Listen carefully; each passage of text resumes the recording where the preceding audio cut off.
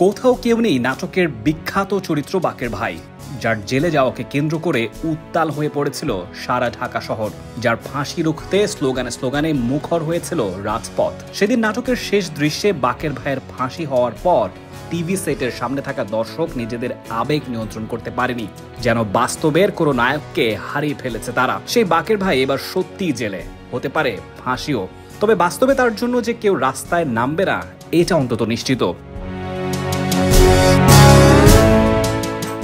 আওয়ামী লীগ সরকারের পতনের পর সাবেক মন্ত্রী ও সংসদ সদস্যদের গ্রেপ্তারের অভিযানে এবার আটক হলেন খ্যাতনামা অভিনেতা ও টানা 5 বারের সংসদ সদস্য আসাদুজ্জামান নূর।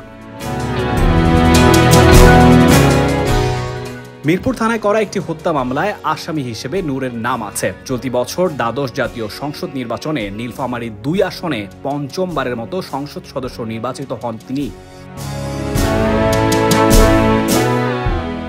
এই আসন থেকে 2001 সালে প্রথমবারের মতো নৌকা প্রতীকে সংসদ সদস্য হন তিনি। এরপর আরো 4টি নির্বাচনে জয় পান তিনি। এবার কি তবে সত্যি ফাঁসি হবে আমাদের সবার প্রিয় বাকের ভাইয়ের? সবার মনে এখন এই প্রশ্নটাই ঘুরপাক খাচ্ছে।